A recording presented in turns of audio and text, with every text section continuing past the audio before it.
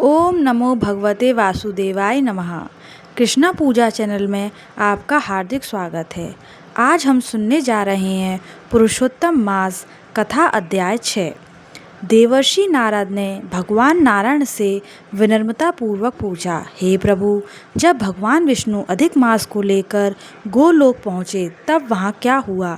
कृपा करके विस्तार से बताइए।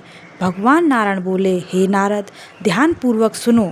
जब भगवान विष्णु अधिक मास को साथ लेकर गोलोक पहुँचे तब उन्होंने दूर से ही उस दिव्य धाम को देखा।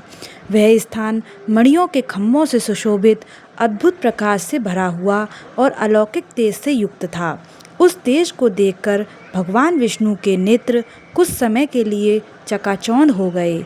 फिर धीरे धीरे उन्होंने अपनी आंखें खोलीं और अधिक मास को लेकर साथ आगे बढ़े। मंदिर के समीप पहुंचकर द्वारपालों ने उनका आदरपूर्वक स्वागत किया। भगवान विष्णु अत्यंत प्रसन्न होकर भीतर गए और वहां रत्नमय सिंहासन पर विराजमान भगवान श्री कृष्ण को प्रणाम किया।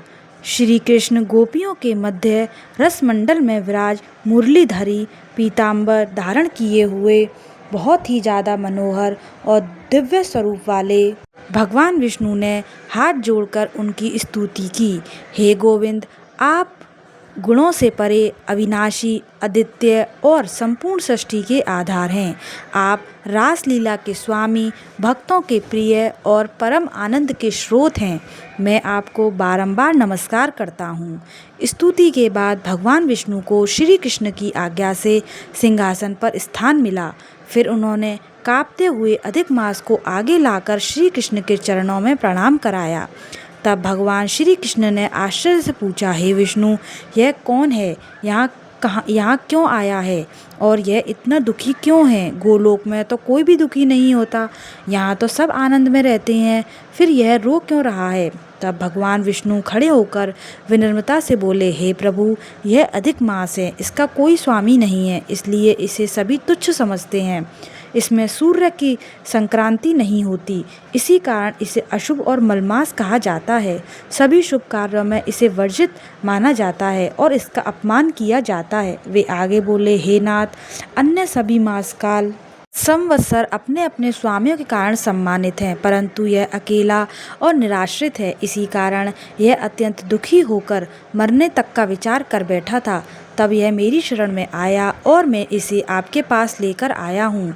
इसका दुख अत्यंत गहरा है, जिसे केवल आप ही दूर कर सकते हैं। भगवान विष्णु ने आगे विनती की, हे प्रभु, वेदों में कहा गया है कि आप दूसरों के दुख को सहन नहीं कर सकते। जो आपकी शरण में आता है वह कभी दुखी नहीं रहता, इसलिए इस अधिक मास पर कृपा कर इसका दुख दूर कीजिए। मेरा यहाँ आना तभी सफल होगा। इतना कहकर भगवान विष्णु हाथ जोड़कर श्री कृष्ण के सामने खड़े हो गए और उनके उत्तर की प्रतीक्षा करने लगे। यह सब सुनकर मुनिगण अत्यंत उत्सुक हो उठे। उन्होंने कहा, हे सूत जी, आप हमें आगे की कथा सुनाइए। भगवान श्री कृष्ण ने इस पर क्या उत्तर दिया? उन्होंने अधिक मास के साथ क्या किया? पुरुषोत्तम मास महात्म्य कथा अध्याय 7। नैमिषारण्य में बैठे ऋषियों ने जब सूत जी से पूछा कि भगवान श्री कृष्ण ने अधिक मास के दुख को सुनकर क्या किया, तब सूत जी ने 7वें अध्याय की यह दिव्य कथा सुनाई। सूत जी बोले, हे मुनियों, यही प्रश्न नारद जी ने भी भगवान नारायण से किया था और अब मैं वही उत्तर आपको सुनाता हूँ। भगवान नारायण बोले, हे नारद, जब भगवान विष्णु ने अधिक मास की पीड़ा श्री कृष्ण के सामने रखी तब गोलोकनाथ श्री कृष्ण के अत्यंत करुणा और प्रसन्नता से कहा, हे विष्णु, तुमने बहुत अच्छा किया है जो इस मलमास को यहाँ ले आए। अब इसका उद्धार निश्चित है। भगवान श्री कृष्ण ने आगे कहा, जिसे स्वीकार किया और उसे मैंने भी स्वीकार किया है, आज से मैं इसे अपने समान महान बना देता हूँ। मेरे जितने भी गुण, यश, ऐश्वर्य और महिमा हैं, वे सब मैं इसे प्रदान करता हूँ। अब से यह मलमास नहीं बल्कि पुरुषोत्तम मास के नाम से प्रसिद्ध होंगे। उन्होंने घोषणा की, आज से मैं स्वयं इसका स्वामी हूँ। यह सब महीनों में श्रेष्ठ और पूजनीय होगा। जो भी श्रद्धा से इस मास में व्रत, जप, दान और पूजा करेगा उसके सभी दुख पाप और दरिद्रता नष्ट हो जाएंगे। भगवान ने आगे इसकी महिमा बताते हुए कहा, अन्य मासों में किए गए पुण्य सीमित फल देते हैं, परंतु इस पुरुषोत्तम मास में किया गया एक छोटा सा पुण्य भी करोड़ों गुना फल देता है। जो मनुष्य इस मास में भक्ति करता है वे बिना कठिन तपस्या के ही मेरे परम धाम को प्राप्त कर सकता है। उन्होंने यह भी कहा, जो लोग इस मास का अनादर करते हैं, धर्म कर्म नहीं करते, स्नान दान और जप से दूर रहते हैं, वे दुर्भाग्यशाली होते हैं और जीवन में दुख ही मिलता है, परंतु जो श्रद्धा और विश्वास से इस मास का पालन करते हैं उन्हें धन संतान सुख और अंत में मोक्ष की प्राप्ति होती है। भगवान श्री कृष्ण ने विशेष रूप से कहा, मेरे इस पुरुषोत्तम मास के भक्त मुझे अत्यंत प्रिय है। उनके छोटे से प्रयास पर भी मैं प्रसन्न हो जाता हूँ और उनकी मनोकामना शीघ्र पूरी कर देता हूँ। उनके दोषों को भी मैं नहीं देखता। उन्होंने आगे निर्देश दिया, जब भी यह पुरुषोत्तम मास आए तभी सभी को अपनी शक्ति के अनुसार स्नान पूजा जप और दान अवश्य करना चाहिए। यही सबके श्रेष्ठ साधन है और यही जीवन को सफल बनाने का सरल मार्ग है।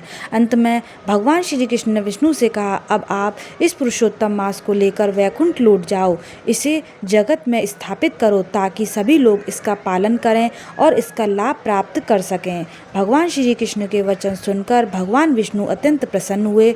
उन्होंने श्री कृष्ण को प्रणाम किया और अधिक मास जो अब पुरुषोत्तम मास बन चुका था को साथ लेकर गरुड़ पर सवार होकर वैकुंठ लौट गए। बोलो श्री कृष्ण भगवान की जय, बोलो विष्णु भगवान की जय।